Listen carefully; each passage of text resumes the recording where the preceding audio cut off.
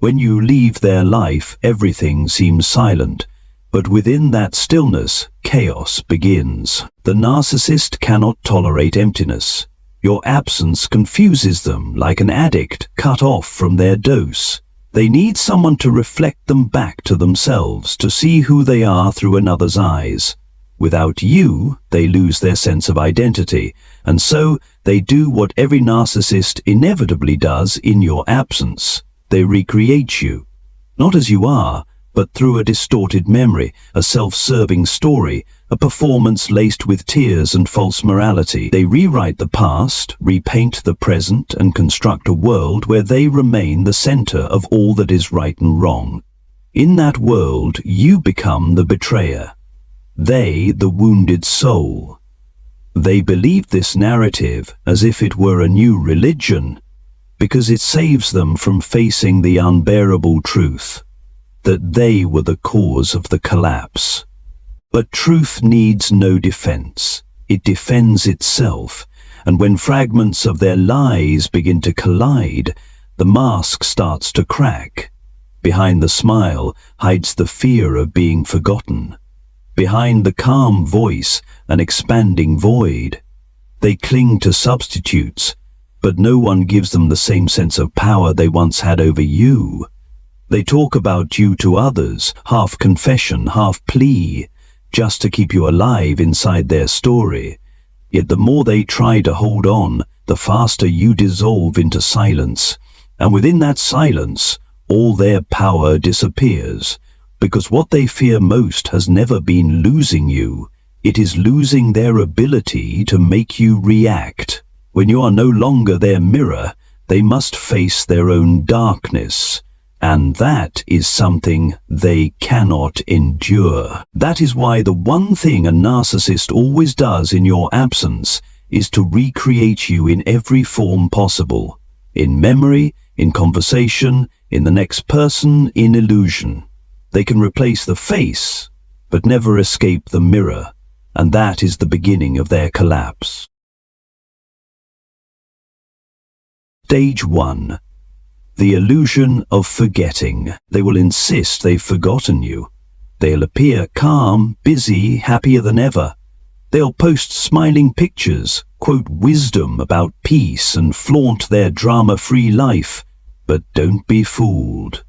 It's only a coat of paint over a crumbling wall. Narcissists never forget. They only repress what makes them weak. And nothing weakens them more than being abandoned. In Jungian psychology, the shadow is the part of the self we deny or refuse to see. When you leave, that shadow awakens within them. They say, "I don't need them anymore." But beneath that voice echoes another. How dare they leave me? Anger, shame, and hurt fuse into what Jung called ego defense. To survive, they construct a new story, one where you are cruel and they are the victim. This is the first illusion of forgetting, lying to escape the mirror. When they retell the story, they are speaking to themselves. I'm fine, I'm in control. But in every word, every forced smile, they are trying to convince themselves that you never existed, that what they felt was temporary, that it was all in your head. This isn't forgetting, it's erasing their own reflection, because seeing you in memory means seeing their own weakness. When you were there, they controlled the narrative. When you left, that story collapsed. They lost the witness to the image they built. The good one, the loved one, the special one. Without you, the role has no audience, and the actor vanishes. So they must rewrite the script. You'll hear them tell others, "I'm fine now, I've moved on." But if you look closely, their energy still orbits around you. Every conversation, directly or indirectly, begins with, "the day you left." The more they try to prove you no longer matter, the more they reveal the opposite. Jung once wrote, "We do not possess our shadow, it possesses us." And that's exactly what happens. The more they bury the memory of you, the more the shadow takes control. It slips into their voice, their gestures, their dreams, making them live between two worlds, the image they show and the void they hide. They think they've forgotten, but they're trapped in the worst version of remembering, a memory strangled, dust-covered, pretending not to exist. In trying to erase you, they make you the center of their denial. That is the illusion of forgetting. They haven't forgotten you. They simply cannot bear the fact that they still remember. Stage 2. Rewriting reality. Once they've convinced themselves they've moved on, the narcissist begins their favorite ritual, rewriting reality, not with truth, but with carefully edited fragments designed to preserve one thing, their image. For them, truth is irrelevant. Control of the narrative is everything. They'll tell others you changed, that you became cold, that they tried their best. With a calm tone and a few self-pitying words, they cast themselves as the victim of someone too sensitive or too demanding. They plant subtle seeds of doubt in others' minds, as if confiding, not manipulating. Soon, people start to believe, and you, even in silence, become the villain in the story you once lived with your whole heart. Jung called this projectional inversion, the reversal of projection. They throw their darkness onto you, then act wounded by the very behavior they committed. If they lied, they accuse you of deceit. If they betrayed, they say you were distant. If they destroyed, they say you gave up. And to outsiders, they appear as the one trying to love, while you are the one who walked away. But they don't do this because of you. They do it to protect their fragile ego from collapse. Their narrative is their last mask, and they'll trade anything to keep it intact. Because if that mask cracks, they must face the question they fear most. If I'm not the good one, then who am I? The irony is they can't stop talking about you. You're gone, but they still need you to keep their story alive. Without you, they have no mirror, no meaning, no proof they exist. You've left the stage, but they keep performing before an empty theater. Rewriting reality is their attempt to bring order to chaos. Yet every retelling breeds more contradictions. Their words start to clash, their expressions betray unease. The audience begins to sense something's wrong. And that's when the mask begins to slip. Jung wrote, "What we fail to make conscious will return as fate. Every lie they tell becomes a prophecy waiting to break. The universe mirrors what they refuse to see. In the end, every fabricated story collapses under its own weight." And when that happens, they have no one left to blame but themselves. Yet even then, they'll say, "I just loved the wrong person," instead of, "I destroyed the right one." They'll say, "I wanted to be understood," instead of, "I manipulated." They'll say, "I just wanted happiness," but their version of happiness has always been built upon someone else's pain. They believe they've replaced you, rewritten you, erased you, but they haven't. They are still circling the same wound, still haunted by the mirror you once held up, because no matter how many times they rewrite the story, one truth remains unchangeable. They cannot escape the reflection of who they really are. But remember, they don't do this because of you. They do it to save themselves from ego collapse. The story is the last mask they have left, and they will trade anything to keep it intact. Because once that story cracks, they must face the question they fear most. If I'm not the good one, then who am I? And here lies the profound paradox. You are silent, yet they keep talking about you.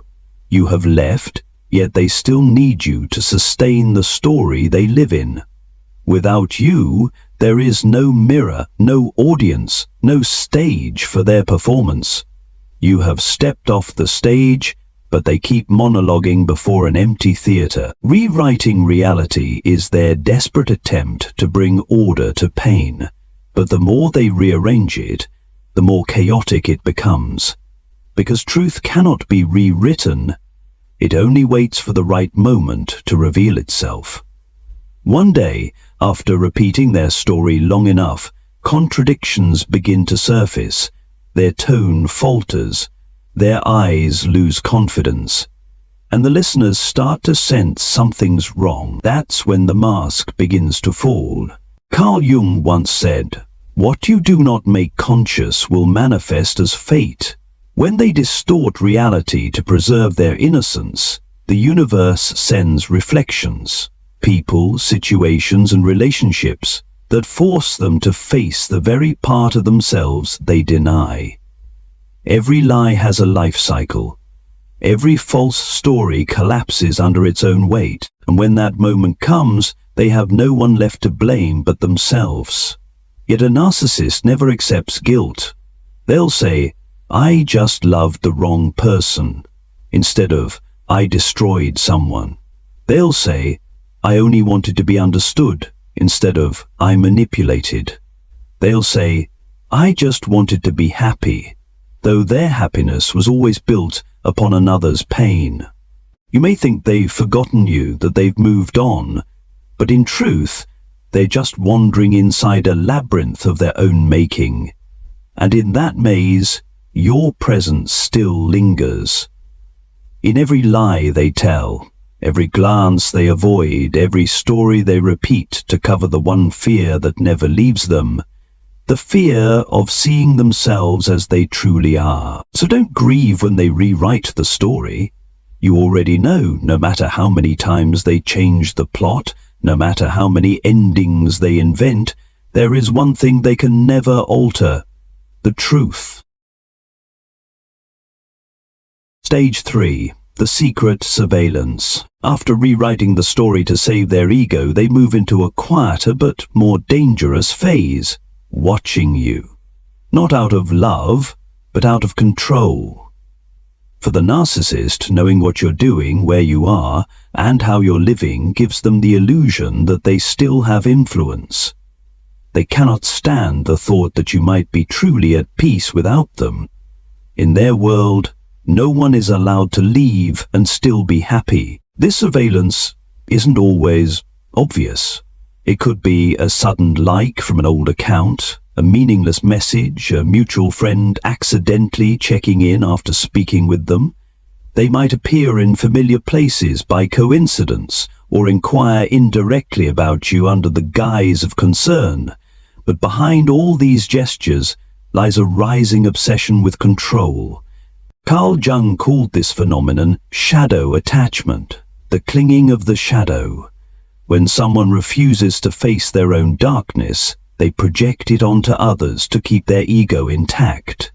You once served as that mirror. When you withdrew, they lost their projection surface, and so they must keep you alive, even if only in imagination. They watch not to reconnect, but to measure their power. Every time you post something, they dissect it for hidden meanings. Every time you're silent, they panic, wondering what you're planning. And if they see you smiling, thriving, or healing, they take it as an insult.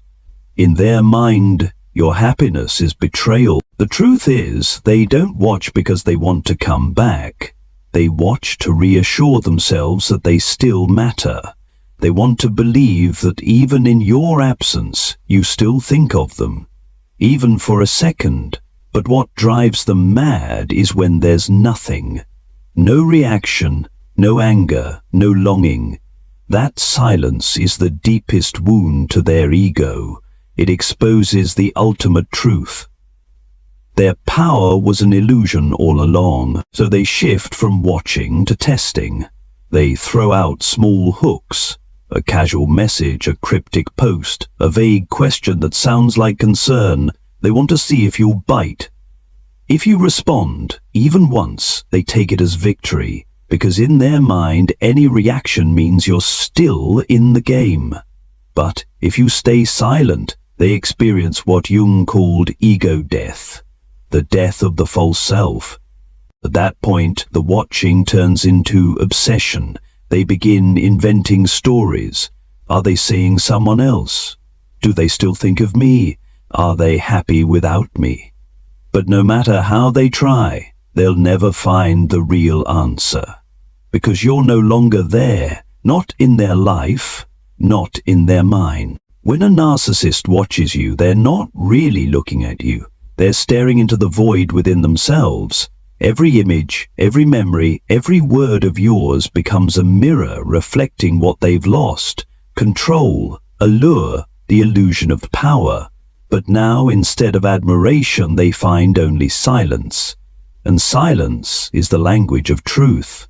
They may think they're keeping you within sight, but in reality, they're the ones trapped, imprisoned by their own gaze. For when they look at you, they no longer see you. They see the part of their soul they abandoned the day they chose manipulation over love. And that is something they cannot bear for long. Eventually they withdraw, only to return later in another form with different words, but always the same motive, control and reflection. You can't win this game. You can only leave the board. And when you do, they have no one left to watch, no one left to perform for, no one left to mirror. They are left only with themselves. And that is the most terrifying thing they will ever face.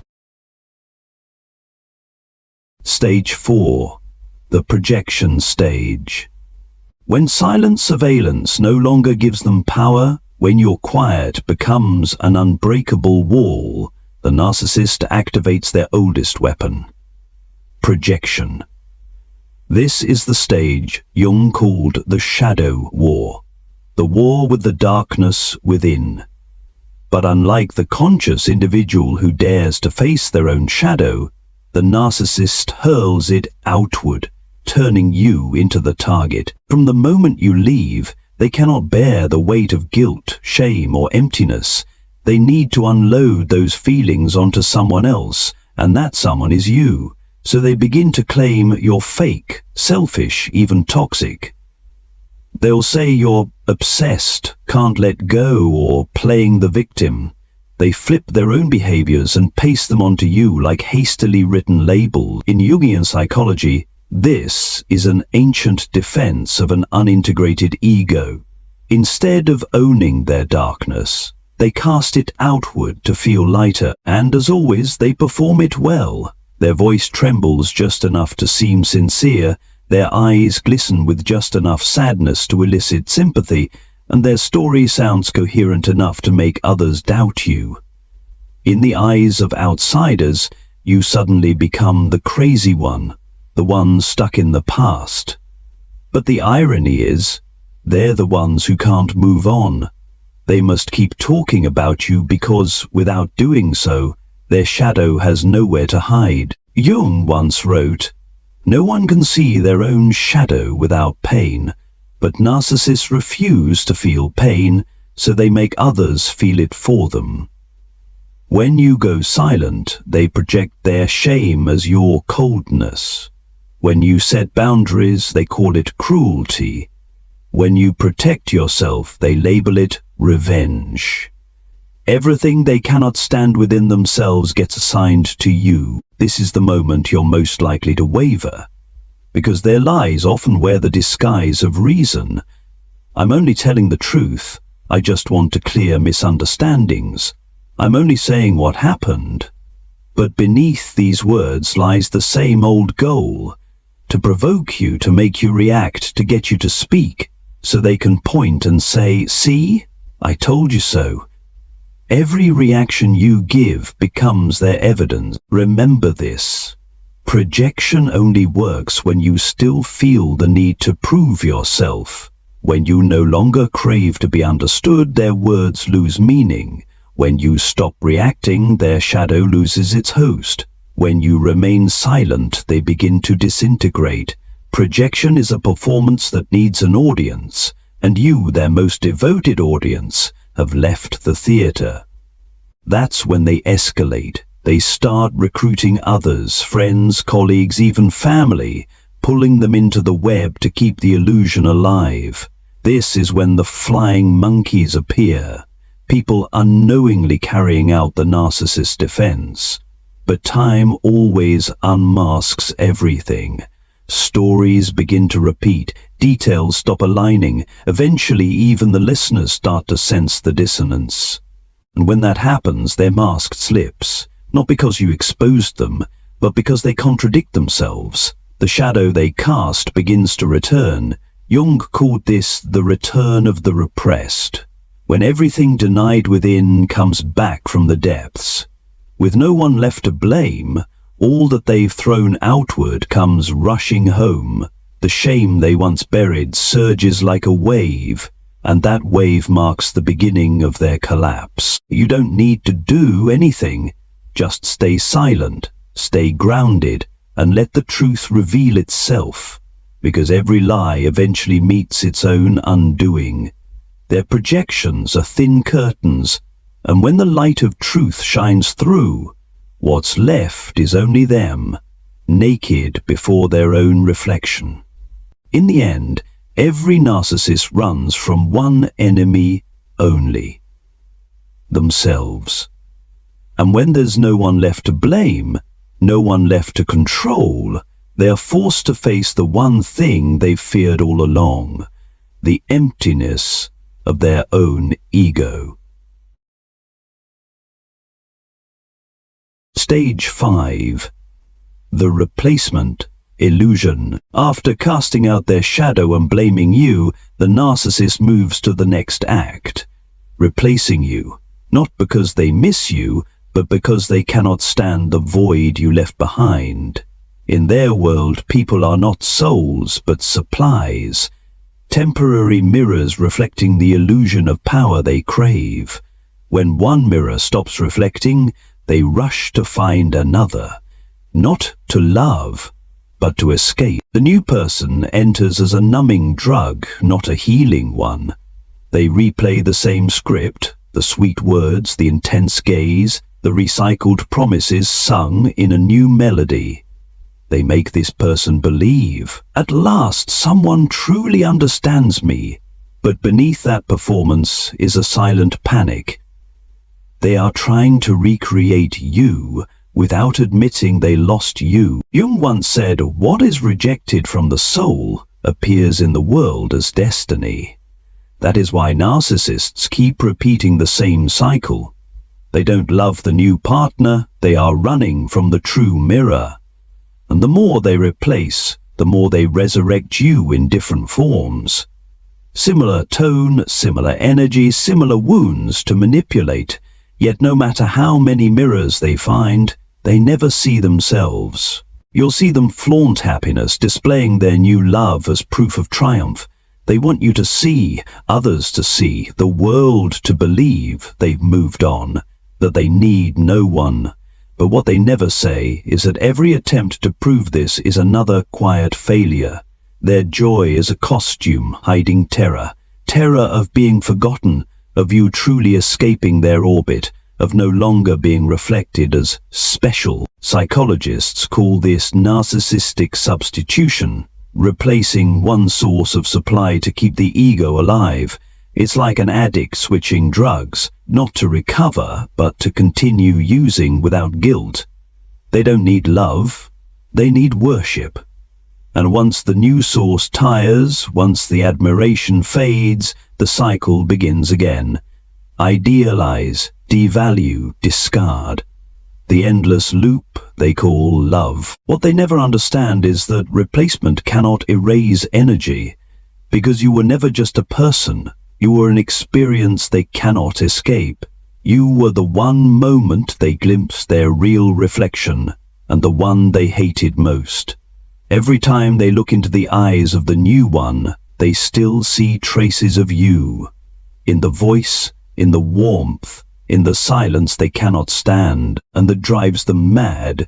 So they try to repaint their story, giving gifts, showing off pictures, talking about healthy love. They're rewriting history once again, But this time, the audience isn't you, it's the public.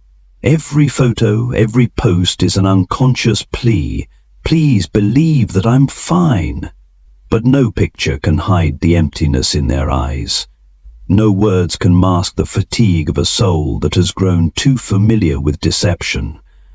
And so, when the new relationship begins to crack, they remember you again, not out of love, but because you were the only mirror that ever reflected their true self. They will text, check in, circle around, make excuses. I just wanted to say sorry, I miss the old times, I've changed. But you must understand, they're not coming back for love. They're coming back for the energy that once kept them alive. Carl Jung once warned, there is nothing more dangerous than when the shadow is given a voice. And this is that moment when the shadow within them, starved for too long, rises again to find the one person who once made it feel powerful. But you are no longer the same. You've seen the pattern, understood the game, walked out of the maze, and in the light of awareness, the substitute illusion loses all its power. Because the truth is, they can replace you in the eyes of others, but never the energy you once brought. They can find 100 mirrors, but none will ever reflect the light of your soul. Because that light comes from something they will never comprehend. Real love. Part 6. The collapse of control. There comes a point when every script they write begins to crack. The stories they tell to maintain their image, the people they use to replace you, the roles they play to keep admiration alive, all suddenly lose their effect. No one reacts anymore. No one believes. No one plays along in the old drama. And that is when their entire system of control collapses. A narcissist lives on emotional power, the power to make you cry, to confuse you, to make others believe in them. But when you go silent, when you stop explaining, when you no longer react, all that power turns to dust. Like a puppet master pulling strings in the dark, they keep tugging, but the strings have already been cut, and in that moment, they realize the most terrifying truth. They no longer control reality. Carl Jung once said, the ego will do anything to avoid facing the truth that it is not the center of the universe. Indeed, for a narcissist, the collapse of control isn't just about losing you. It's about losing the axis around which their ego spins. When you step out of their orbit, their world loses gravity. They begin to spin like a planet without a sun. The signs start subtly. They become easily agitated, talk excessively, constantly rant about betrayal, justice, revenge. They use every tactic to drag you or others back into the old game. Apologies, threats, weakness, illness, crises, even staged accidents. All of it is a desperate throw to reclaim control over someone's emotions. But you no longer react. You've understood that silence isn't weakness. It's the most powerful declaration of freedom. You don't need to defeat them. You simply stop participating. And when there's no audience left, their performance falls into the void. They scream, they twist, they throw words like knives, but no one bleeds anymore. That's when the true ego crisis begins. They go through what Jung called the ego collapse, the disintegration of the false self. When there's no one left to control, they're forced to face themselves. Yet inside, there's nothing but emptiness. This collapse isn't loud. It's a slow internal decay. No one hears it, but it eats them alive every night, in silence, in loneliness, in dreams where they stand before a mirror and no longer recognize the face staring back. And then they make one last desperate grasp. They'll seek you out, or seek a version of you. They'll say the words you once longed to hear. They'll do the things you once wished for. But don't be deceived. This isn't love. It's the panic of a dying ego. When they feel their control slipping away, they'll do anything to reclaim even a tiny fragment of power, just to convince themselves they still exist. Yet the truth has shifted. While they're sinking into chaos, you're beginning to see clearly. You realize that what they once called love was really just their fear of being forgotten. You understand that your silence kills no one. It merely amplifies the truth. You see that their collapse isn't your fault. It's the natural consequence of a system built on lies that has run out of energy to sustain itself. Carl Jung called this moment the dark night of the ego. It's the point when the final mask falls and one is forced to face the shadow they've long avoided. For a narcissist, this is true hell, because they don't know how to live without admiration, how to love without power, or how to exist without someone else to mirror them. You don't need to look back. You don't need to pity them. You don't need to help them heal, because this is no longer your battle. When their control collapses, your only task is to remain still in your clarity. Don't explain, don't react, just live. For in that moment, you have become what they can never touch, a free, whole, and sovereign soul.